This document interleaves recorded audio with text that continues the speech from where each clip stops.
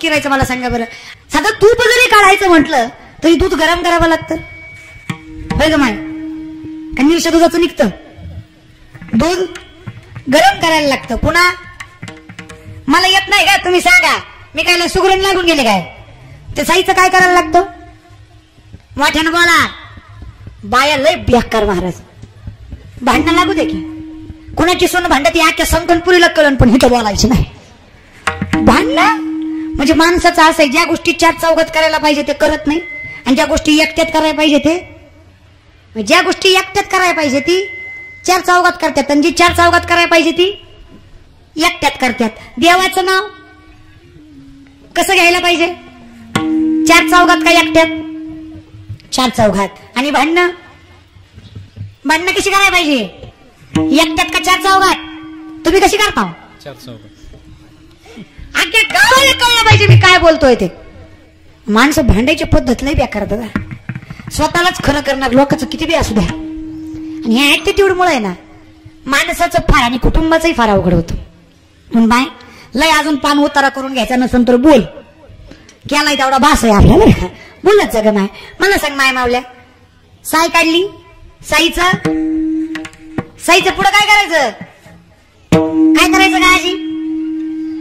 काय करायचं का? हिरजण घालायचं. हिरजण घातल्यावर दही करायचं. दही केल्यावर ताक करायचं. असं जरा बोला की तू असल्याने. ताक केल्यावर काय करायचं? लोणी काढायचं. आणि लोणी काढल्यावर काय करायचं? पुन्हा तूप काढवायचं. एवढी प्रक्रिया केल्यावर दुधाचं काय होतं? किती धीर धरावा लागतो? 2-3 दिवस तरी धीर धरावा लागतो का नाही? तूप काढायला एवढा धीर धरावा लागतो म्हणल्यावर देव भेटायला किती धीर धरावा लागेल? पण तुम्हाला कसं वाटतं आज एकादश केली की उद्या लगेच फळ भेटलं पाहिजे, पण तुम्ही एकादश तरी कशी करता? म्हणजे आपण सगळेच. आता माझी तर आज अशी एकादश झाली, माझ्या लक्षातच नाही एकादश आहे. आम्ही त्या माझ्या दादाच्या घरी होता, त्याला म्हणलं आण बिस्किट, त्यानं दिलं, आणलं, मी बी खाल्ला. कशाची एकादश काय महाराज? पण हे एवढं मात्र लक्षात ठेवा की जर तुमच्याकडून चुकून झालंय तर ते नष्ट होतं. पण जर एकादश असताना मुद्दामून तुम्ही रातच्या 12 वाजता खाल्लंय सुट्टी म्हणून, काय काय कलाकार लय बेकार 12च्या पुढं खात्यात म्हणतात सुटतंय. तुझ्या हातात तुला काय म्हणलं असतं? 12च्या पुढे जर एकादश सुटली असती तर किती मजा आली असती. आपण काही इंग्लिशाचे नाही महाराज, आपल्या घरात काही इंग्रजीचं इमान गेलं. उपवास करताना कधीही या सूर्योदयापासून त्या सूर्योदयापर्यंत करायचं. चुकून मोडला थोडा वेळ एक्स्ट्रा करा, पण करा. मोडली म्हणून दिवसभर मोडूच नका. आता मी जर म्हणलं मी 2 बिस्किटामुळे माझी मोडली, दिवसभर जर मोडलीस तर ती मुद्दामून केल्यासारखं होतं. चुकून झालंय ना, तिथून पुढचं तरी पाळा ना. आता इथपर्यंत आयुष्य तर चुकून वाया गेलंच, पण आता तरी पुढे पुढचं बघा ना. आता आमची लाकडं नसण्यात गेली ना, आता माळ घालण्यात काय मजा आहे? अरे मी आली, मारताना तरी घाल की, मारताना तरी तुला माळकरी म्हणून मरशील का नाही? बसलेले तुम्हाला सांगते, पाहुणा असो नाही तर मी होणार असो, बिन माळकरी जर मी आला तर त्या हलकटाच्या तोंडात तुळशीचं पान घालायचं नाही, घालायचंच नाही. कोंबडीचं पक आयुष्यभर कमडे कमडे कमडे कमडे करूनच मी आला होतो महाराज. बरं दुसरं काही दिसलंच नाही. मारताना कोंबडीचं पकच घालायचं. तुळशीचं पान इतकं पवित्र आहे, तुळशीच्या पाण्यात एवढी ताकद आहे. सत्यभामेनं अख्ख्या राज्यातलं सोनं गोळा केलं, एका पारड्यात टाकलं. भगवंताचं पारडं चाकचं हललं नाही. रुक्मिणी म्हणलं काळजी करू नका, तो माझा आहे. त्याला किती सोन्यात पाळला आणि किती धनात तोडला ना तर देव धनानं जवळ येत. अरे तुळस ही एकादश, ही तुळस एवढी, तुळशी हार गळा कासे, हे तुळशी तेवढी. विष्णुदास नामा म्हणे ऐसी यांची ख्याती, तुळस एवढी श्रेष्ठ आहे महाराज. विष्णुदास नामा याने दावी आली, तुळस एवढी श्रेष्ठ आहे महाराज. केवढी श्रेष्ठ बरी झाली कशी? भगवान शंकर असेच त्यांच्या सिंहासनावर तपाला बसलेले असताना असंच इंद्राला वाटलं, मी जरी सगळ्या देवदेवतांचा राजा असलो तरी मला एवढी किंमत, माझं मंदिर कुठं? पण हो बाबा निस्ताच भोळाय तरी सुद्धा असा बसतोय सगळ्या देव म्हणत, आणि अजून देवाचा देव आहे. थोडस मनामध्ये अहंकार निर्माण झाला, खडग मारलं, जठेला लागलं. जठा उघडली, त्यातून ज्वाला निर्माण झाली. तो तर एक मुलगा जन्माला, त्याचं नाव जालंधर. जालंधराची पत्नी वृंदा. कोण? वृंदा. वृंदा एवढी पावन आणि पवित्र आणि एवढी सत्वशील होती, ती जर तपाला बसली तर तिच्या पतीला कुणीच हरवू शकत नाही एवढी ताकद तिच्यात होती. कारण ती तुका म्हणी पतिव्रता तिची देवावरी सत्ता. पतिव्रता पतिव्रतेच्या जोरावर त्या सत्वाच्या जोरावर जालंधराने पाताळ जिंकलं, मृत्यूलोक जिंकला, स्वर्ग जिंकायला निघाला. सगळ्या देवतांना चिंता पडली. सगळे देवदेवता विष्णूकडे गेले. म्हणले हे बघा ते वृंदा तुमची भक्ती करते, तुमच्या भक्तीच्या जोरावर तिच्या पतीमध्ये ताकद आहे, तिचं सत्व हरण करा, त्याच्याशिवाय तिचा पती आपण हरवू शकत. सत्व कसं हरण करायचं? सोपं आहे पतिव्रतेचं सत्व हरण करायचं. पण काय करणार, देवदेवतांच्या त्या जीवावरची बात होती. विष्णूने जालिंधराचं स्वरूप घेतलं आणि खाली आले. वृंदा तपाला बसली होती. वृंदेला सांगितलं वृंदा उठ, स्वर्ग जिंकून आलाय, पंचारती कर. वृंदेला वाटलं खरंच नवरा आलाय, जिंकून आलाय. महाविष्णूची भक्ती करणारी वृंदा भक्तीवरनं उठली, हातात ताट घेतलं आणि भगवंताला ओवळणार. भगवंताच्या नजरेत तिला कळलं की हा माझा नवरा नाही. मग मी दुसऱ्याच्या नवऱ्याला माझा नवरा कसा म्हणू शकले? इथेच माझं सत्वहरण झालं. आणि एवढ्या सगळी क्रिया घडेपर्यंत महादेवाने तिथे जालिंधराचा वध केला, त्याचं शिर उडवलं. वृंदेला कळलं माझ्या साध्या अविश्वासामुळे, माझ्यामुळे माझ्या पतीचा मृत्यू, आणि माझ्या पतीच्या मृत्यूचं कारण काय तर ज्याच्या भक्तीवर मी एवढी मोठी झाले त्या विष्णूने माझ्या पतीचं एवढी ताकद. म्हणे मग वृंदा जलाला पेटली. म्हणजे देवा आयुष्यभर तुझी भक्ती केली, आयुष्यभर तुझं नामचिंतन केलं, तुझ्या नामचिंतनाचं हे फळ मला दिलं. मी देवाप्रमाणे ज्या पतीला मानत होते त्या पतीचा तुझ्यामुळे वध झाला. काय करू देवा? आता जगण्यात अधिकार नाही, माझ्या पतीच्या देहावर मी स्वतःला जाळून घेते. वृंदेनं स्वतःच्या पतीच्या देहावर स्वतःला जाळून घेतलं. भगवंताच्या कृपाशीर्वादाने भगवंतांना सांगितलं काळजी करू नको, तुझा पती जरी गेला असला ना तरी तू कधीही नाव घेतलं तरी तुझं नाव हे कायम सौभाग्यवती असेल. आणि तुझं लग्न लागल्याशिवाय इथून पुढे कुणाचंच लग्न लागणार नाही. तुळशीचं लग्न लागल्याशिवाय लग्नाच्या तारखा निघत ती वृंदा, जिला वृंदावन म्हणतात ती तुळस. आधी कुणाचं लग्न लागतं आणि मग तुमचं. पण ती बी एवढं गुणाचं नसतंय. काय बी म्हणा, पण तुमच्या लग्नात मजा लय असते. खाली सूट वर बूट, बसायला घोड, खाली सूट वर बूट, त्याच्यावर टाईट, इतकी मजा महाराज. काही म्हणा, लग्न व्हायच्या आधी नवरदेवाला कुठं नेतात? तुम्ही सगळे ब्रह्मचारी आहेत का? तुम्हाला बायका आहे? किती किती द्या? एक एक तरी असेल ना. म्हणजे एकीची शपथ आहे तुम्हाला, मला सांगा ना. मला माहित नाही म्हणून तुम्हाला विचारते. नवरदेवाला लग्न व्हायच्या आधी कुठं नेतात दादा? कुठं नेतात? मारुतीच्या. मारुती कोण आहे? ब्रह्मचारी. त्याचा तुमचा काय संबंध? तुम्ही मारुतीला चिडवाय जाता. माझं जमलं तू बस देव म्हणतो बर मार मार उड्या मार. मेल्यावर कुठनं नेत्यात? तिथनच नेत्यात. तवा मारुती विचारतो कस काय बरं होतं का? पुन्हा म्हणतो तवा ऐकलास तरी इतक्या लवकर वेळ आला नसतो महाराज बरं का. पण जरा ऐकत जरे, लग्न करू नये असं नाही दादा, करा. पण बायको कशी असेल महाराज? सच्चिदानंद बाबांकडे 2-4 पोरं गेली. म्हणली बायको बघाय चाललोय, बायको कशी असेल? त्यांनी त्यांच्या बायकोला हात मारली. लक्ष्मी ये ग म्हणले, जरा कंदील लावून आण. तिने आणला. 15-20 मिनिटं झाली. पोरांनी अजून विचारलं बाबा तुम्ही सांगितलं नाही बायको कशी असावी? म्हणले बिनाकडे अजून कळलं नाही का कशी असावी? मग म्हणले अशी असावी. तुमच्याच बायकोचं कौतुक करताना आम्हाला अशी असावी म्हणे. असलं असतं काय कुठं? नाही म्हणे अशीच असावी. म्हणजे दुपारच्या 12 वाजल्यात मी तिला कंदील आणायला सांगितलंय, तिनं गपचूप आणलाय. आणि तुमची असती तर दुपारच्या 12 वाजता तुम्ही तिला खंदील आणायला सांगितलं, तिनं काय केलं असतं? आधी तर तुमची अक्कल काढली असते. काय दिसत नाही का? डोळा फुटलं का काय? असं आधी म्हणली असती. खंदील तर लावून आणला, पण 4 माणसात चव खाल्ली. ही आपली बायको महाराज बरं का. एवढा आपल्या संतांच्या बायकोमध्ये फरक आहे बरं महाराज. आवलीला माहितही नसायचं तो कोपराय कुठल्या डोंगरावर आहेत.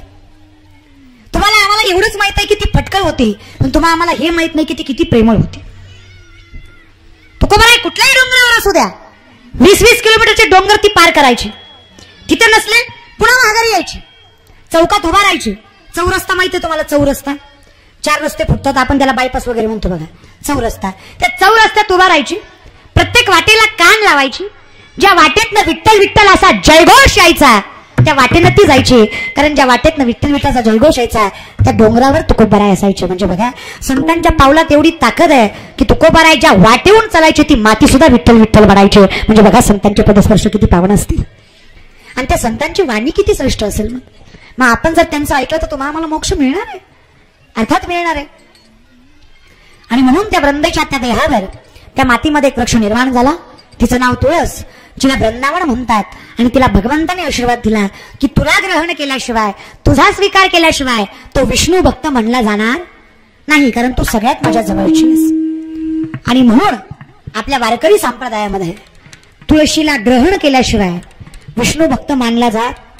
म्हणून माळा घालत जा. वय जरी गेलं तरी मरायच्या शेवटी का होईना पण कमीत कमी वारकरी होऊन तरी मरा, माळा घालत जातात. एवढी ताकद त्या तुळशीमध्ये आहे. मग एवढी ताकद जर तुळशीत आहे तर एकादशीत किती ताकद असेल. फक्त ते श्रद्धेने निष्ठेनं करता आलं पाहिजे. मग हे करायचंय बरोबर आहे, करायचंय पण का करायचं, कशासाठी करायचं. मरल्या अमृताच्या, अमृत याच्यासाठी आहे हे माणसाला अमर करतं. पण अमृतापेक्षा जास्त ताकद भगवंताच्या नामात आहे.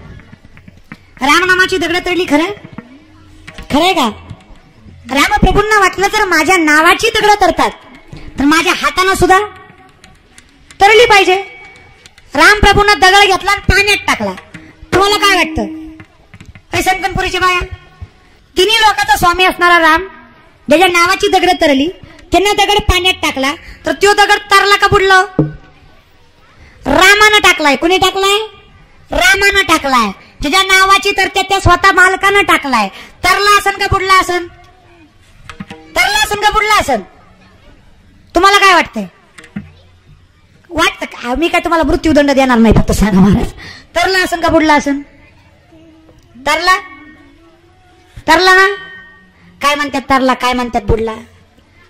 बुडला, रामाचा दगड बुडला. अहो बुडला. रामाला जरा अपमान झाल्यासारखं वाटलं. आता बघा आमदार आहे आपण, आपण आमदार आहे आणि आपलं सरपंचानं नाही ऐकलं किती वाईट वाटन. असं वाटन सरपंचाला आंधारात नेऊन ठोका. म्हणजे मी आमदार आहे तरी माझं ऐकत नाही, अवघड वाटेल की नाही.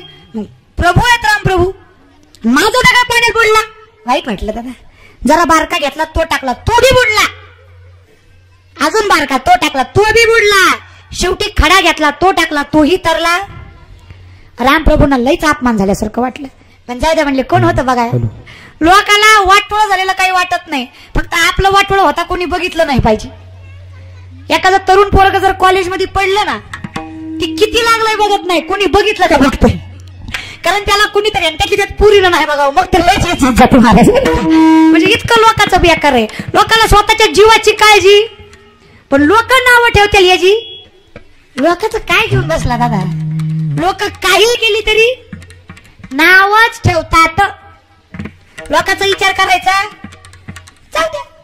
लय बडबड केली की बाया म्हणते हे कशी बडबड करी ती बसली की म्हणते हो लय दटकुली आहे माय, बोलत सुद्धा नाही. इतकं अवघड आहे. लग्नाला बोलिवलं तर मानपान चांगला केला नाही म्हणून रुसत्यात, नाही बोलिवलं तर बोलिवलं नाही म्हणून रुसत्यात. मग करायचं काय, काय नाही करायचं, गप घरी पडायचं, जायचं बी नाही यायचं बी नाही महाराज. बरं काय कशाला लय कुटाणा करायचा. म्हणून तुम्हाला सांगते कर्मनं सत्य वागा. लोकांचं वाईटही करू नका आणि लोकांचं वाईट करायला गेलात आपलं झाल्याशिवाय राहत. पत्र माहित आहे, लेटर लेटर लेटर पोरांनो लेटर माहित आहे, माहित आहे. अर्चीनं परशाला पत्र पाठवलं किंवा परशाने अर्चीला पत्र पाठवलं, माहित आहे ना. होय तर म्हणा माहित आहे का. परशाने अर्चीला पत्र पाठवलं, अर्चीनं घेतलं, घेतलं का नाही. मोठ्यानं बोला, घेतलं का नाही. मग कुणाकडे गेलं ती माघारी. किती गोड लेकरच मारायचं. कुणाकडे गेलं, परशाकडे. बरोबर आहे. पुन्हा परशानं माघारी पाठवलं, पाठवलं की नाही. पुन्हा अर्चीनं घेतलं नाही, कोणाकडे गेलं. पुन्हा अर्चीनं घेतलं नाही, कोणाकडे गेलं. एवढं कळतं ना. एवढंच लक्षात ठेवा महाराज. आपण केलेलं कर्म माघारी कुणाकडे येतं, आपल्याकडेच.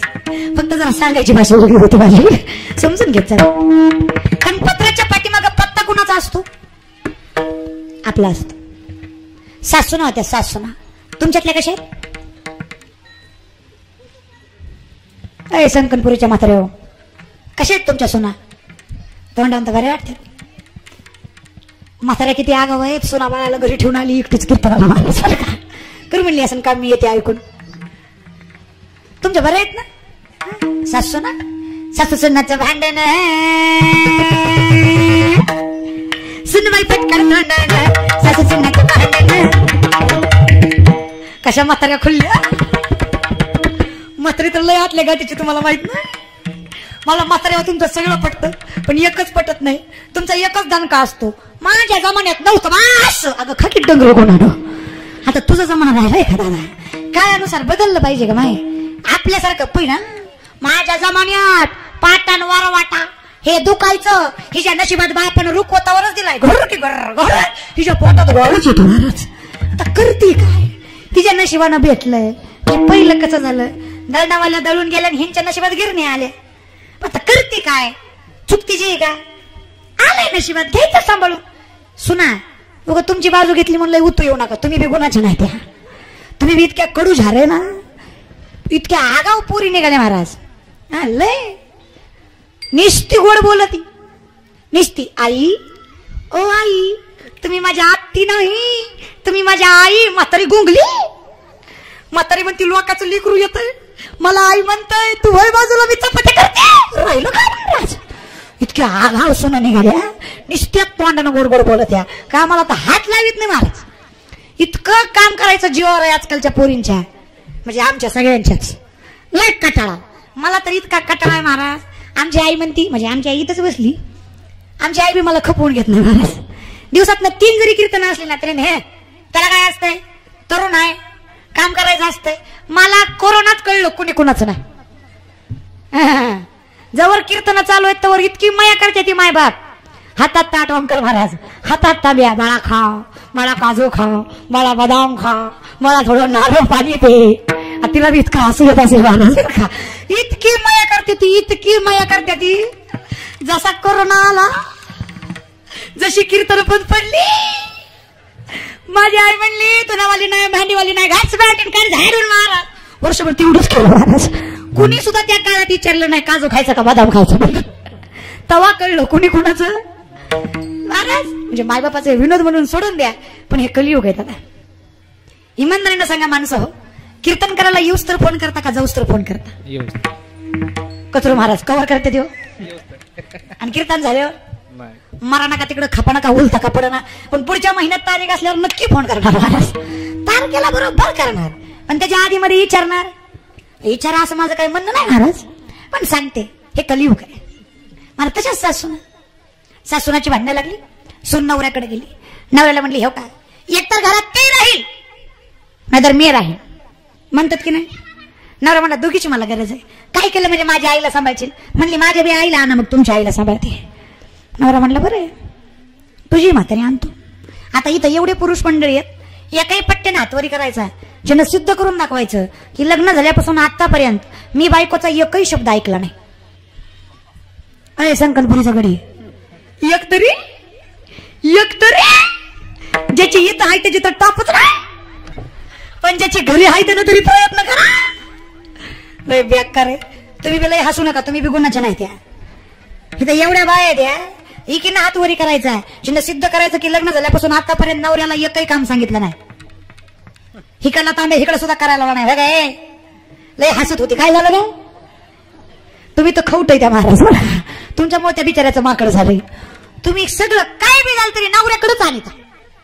बिचारा आपल्यासाठी मरमर मरताय, आयुष्यभर कष्ट करताय. अपेक्षा काय असते? गावात ना आलं, काम करून आलं, शेतात ना हसमुख शरीरानं ग्लासवर पाणी, 2-4 प्रेमाचे शब्द. पण हिचं तसं नाही, मोका धरून भांडते.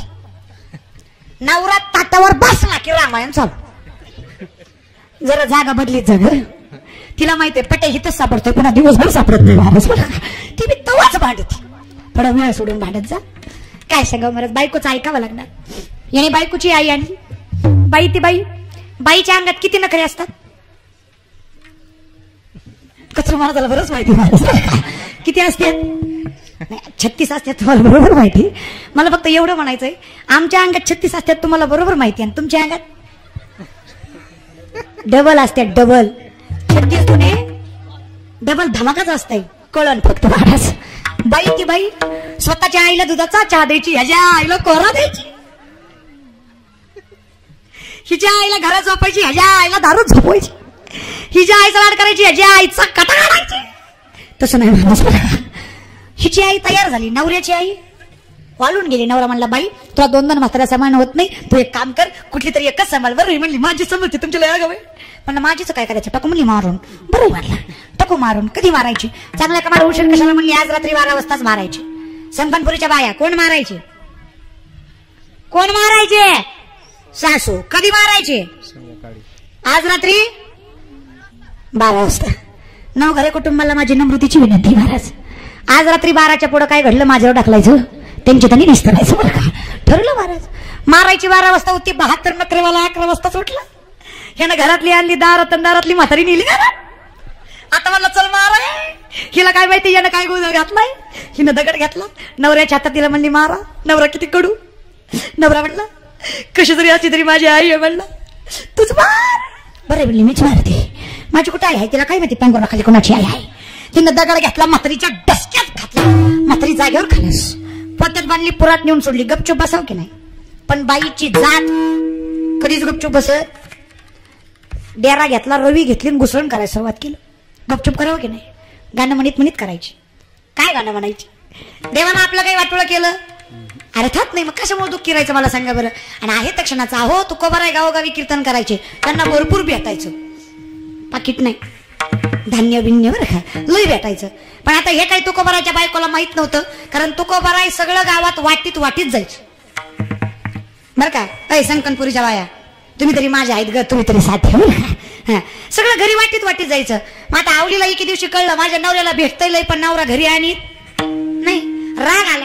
आता तुम्ही मला सांगा, बिलाचा दिवस, ऊसाच्या कापसाच्या बिलाचा दिवस आहे, पैसे तुमच्या नवऱ्याच्या हातात आलेत, तुम्हाला आता आनंद झालाय की तो घरी घेऊन येणार आहे. पण तो बाबा जर वाट्यातच निम पिऊन आला तर तुम्हाला कसं वाटन, कसं वाटन. तसंच आवलीला वाटलं महाराज बरं का. ती म्हणली बाबाला भेटतंय तर बाबा घरी काय आणत नाही. तुकोबाराय वाटच्या सवयीप्रमाणे सगळं वाटत घरी गेले. घरी जाईपर्यंत ऊसाचं एक कांडकच हातात राहिलं. बायको म्हणली कसं आणलंय, म्हणली एवढं तरी काय करू, म्हणली असं काय करू म्हणली. रागात तुकोबारायच्या हातात न घेतलं, तुकोबारायच्या डोक्यात घातलं. घातली तशी 2 भाग झाली. तुकोबाराय म्हणली तुझ्यासारखी बायको मला हुडकून सापडली नसती. बायको म्हणली पिसाळलं का, म्हणली मारलंय मी तुम्हाला, तुम्ही म्हणताय तुझ्यासारखी बायको नाही. म्हणले खरंय, अर्ध्या वाटेपासून विचार करीत होतो, ऊसाचं कांडक एक आपण दोघं खायचं कसं. तू आले प्रश्न भेटला बरं का. आता न सांगता नवऱ्याच्या मनातलं कळते तुझ्यासारखी बायको आहे काय. प्रसंग सुखाचा आहे का, आहे का, पण मानतायत काय, कारण ते संत आहेत. त्यांना सुखादुःखाची अपेक्षा, त्यांना पांडुरंगाचं सुख आहे. ते दुःखात जरी असले, बरे झाले देवा निघाले दिवाळे, पर्या दुष्काळे पिढ्या गेली. दुःख मानायची शंकाच नाहीये त्यांच्याकडे, कारण त्यांना कर्माची चिंता नाही ना, देहाची चिंता आहे. त्यांचं कसं आहे, त्यांच्या हातात आहे. घेईन विजन्म याजसाठी देवा तुझी चरण सेवा, हातात आहे. बरे झाले देवा हातात आहे. एक वेळ करी या दुःखा वेगळे हातात कदा. आणि हे संतांच्या हातात आहे, तुमच्या आमच्या. त्यामुळे आपण गर्व करून चालणार, आपण नामस्मरण सोडून चालणार, पण आपल्याला आहे त्या क्षणाचा आनंद घ्यावाच लागणार आहे. कारण पुढच्या क्षणाचा आपला भरोसा, पुढचा क्षण कसा येईल हे तुम्ही आम्ही सांगू शकत नाही. क्षणभंगुर नाही बरं बसा, अरे सावधा थोडा माया आशा. अरे मग एवढं जर असेल तर विचार करा, हे जे आहे हे आपलं, माणसं म्हणतात हे माझं आहे, बरं हे दिलंय देवाने, त्याची तुम्हाला आम्हाला किंमत नाही. काय सांगाव माय, एका बाईला तिच्या नवऱ्याने सुंदर सोन्याची नथ केली. तर बऱ्याच नथवाल्या दिसायला लागल्या. नथ असल्यावर गोड दिसतो महाराज बरं का. आजकालच्या काळात राहिली म्हणजे आम्ही एवढी मोठी घालायची म्हणलं तर शक्यच नाही महाराज. ती कॅरी करायला सुद्धा तेवढं ध्येय लागतं. मग तिला सोन्याची नथ केली. ती अख्ख्या गावाला रडत सांगत होती, देखो मेरा यार मुझसे कितना प्यार करता है, मुझे सोने की नथ की. देखो मेरा यार मुझसे कितना प्यार करता है, मुझे सोने की नथ की. अख्ख्या गावाला सांगितलं. जिला दिसत नव्हती तिला वर कुरकुरू दाखवायची. चहा पेताना सुद्धा डाव्या हातात नथ धरायची आणि उजव्या हातात कप धरायची. लोकांना कळलं पाहिजे नवऱ्यानं केली. अख्ख्या गावाला सांगितलं. पुढून संत कबीर महाराज आले. कबीर महाराजाला म्हणले, देखो मेरा यार मुझसे कितना प्यार करता है, मुझे सोने की नथ की. कबीर महाराज बोलले, ए नारी नत दी जिस यार ने उसे सुमरत बार बार. नत दी जिस यार ने उसे सुमरत बार बार, लेकिन नाक दिया जिस यार ने उसे भूल गई नार. ज्यानं नथ दिली त्याचं नाव गली गलीने सांगायली. अगं ज्यानं नाक दिलं त्याचं काय, तो वरीच राहिला, ह्योच लय उड्या मारायला लागला. म्हणून सगळ्यात आधी त्याला धन्यवाद द्या, कारण हे जे काही दिलंय ना, तुझी या सत्तेने विदाशी बोलणे, सूर्याशी चालणे तुझी या सत्ते, ऐसा तू समर्थ ब्रह्मांडाचा धनी.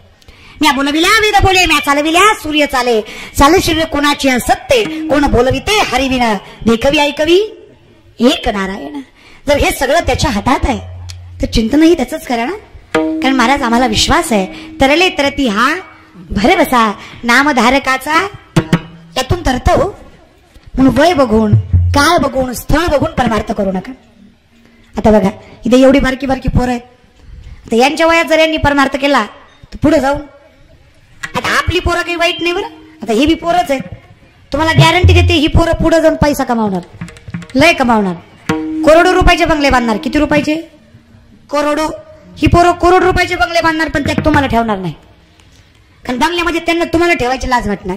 पण आता ही जी पोरं आहेत ना, ही पोरं पैसे कमावतील नाही कमावतील, बंगले बांधतील नाही बांधतील, पण हे जिथं असतील ना तिथं यांचे मायबाप असल्याची खात्री मी तुम्हाला देतोय. एवढी ताकद या संप्रदायात आहे. याची काळजी करायची, काळजी फक्त या गोष्टीची करायची की पुढे जाऊन जगायचं कसं, सत्याने की असत्याने, हे तुमच्या हातात आहे.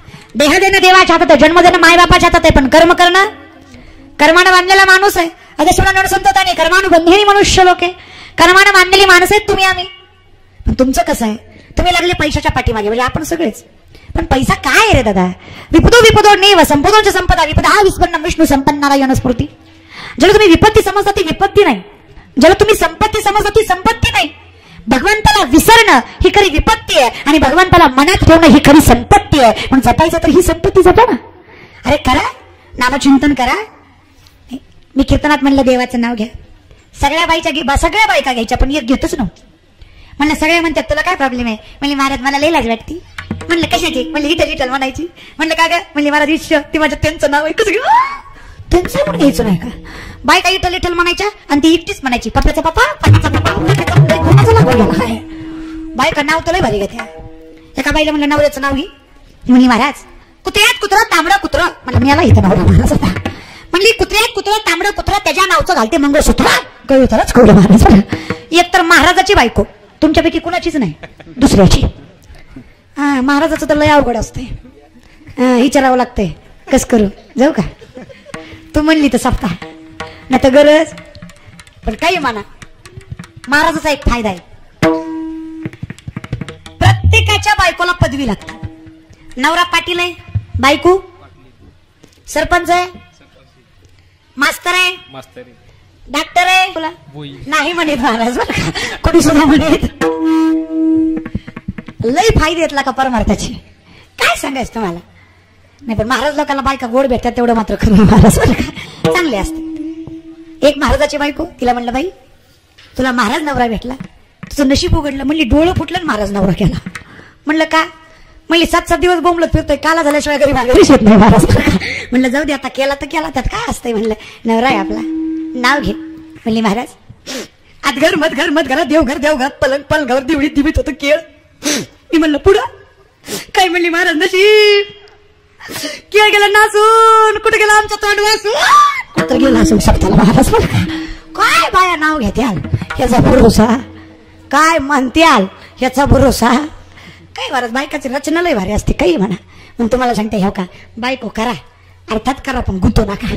आणि गुतायचंच असेल तर नामात गुता, कारण एकदा यात गुतला ना तो मोक्ष मार्ग आहे. योगी तोही करी ती परिक्रमे त्यांना बंधू जे सांगितले आहे संगती अहम भागाचे.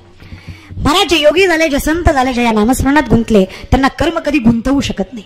आणि ज्याला कर्म गुंतवू शकत नाही त्याला जन्म मृत्यूचा नाही तर बाकी तुमचं आमचं ठरलंय. पुनरपि जननम पुनरपि मरणम पुनरपि जननी जठरे शयनम ह्या संसारे बहुदिसा कृपया पादो पायी मलारे भजगोविंदम हे आपलं ठरलेलंच आहे. याच्यातून सुटका पाहिजे ना. कधी लाके मी नाही संत म्हणली महाराज. काही माणसं किती बी हसवा हसत नाही.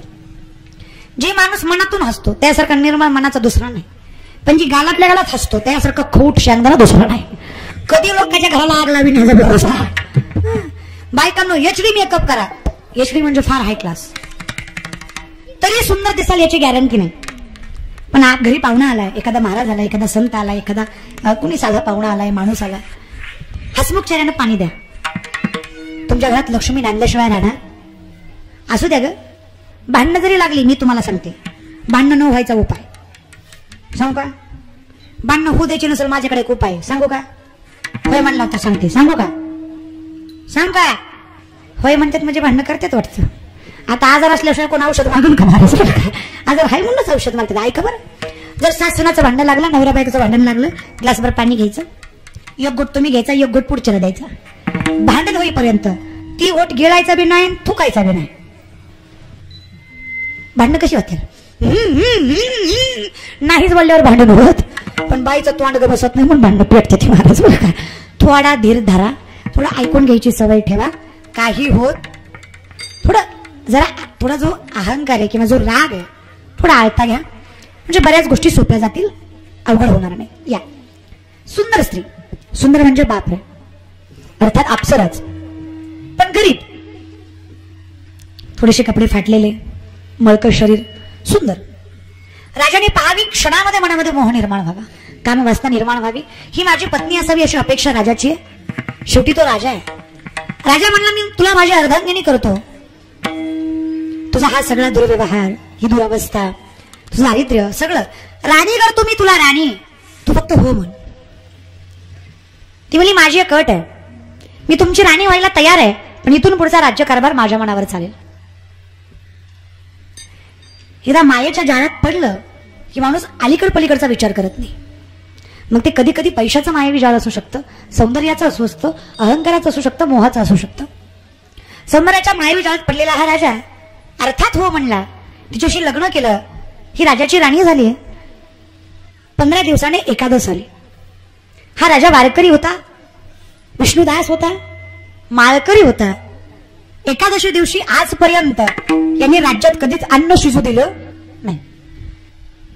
राणीने आदेश दिला, मांसाहार करा, इच्छा आहे माझी. राजा म्हणला, पाया पडतो तुझ्या, आयुष्यभर पाळलेलं तत्व आहे, माझा धर्म आहे, मी विष्णुदास आहे. एकादशीला इथे अन्न शिजत नाही, मांसाहार तर फार आमची गोष्ट आहे. राजाला म्हणली, तुला तुझा धर्म मोठा आहे की तुझं वचन मोठं आहे? तुम्हाला लग्न करताना वचन दिलंयस की इथून पुढचा राज्यकारभार माझ्या मनावर चालेल. माझी इच्छा आहे आज मांसाहारच. राजा म्हणलं, याला काहीतरी उपाय असेल. म्हणली, आहे ना. जर तुला आज राज्यात मांसाहार शिजू द्यायचा नसेल तर तुझ्या पुत्राचं शिर मला दे, त्याचं शिर मी खाते, मी सुखी, आणि तुझ्या राज्यात मांसाहार शिजू देणार. आता पुत्र हे प्रेम आहे, कर्तव्य आहे, पण धर्म हा कधीही प्रेमापेक्षा मोठा असतो, लक्षात ठेवा.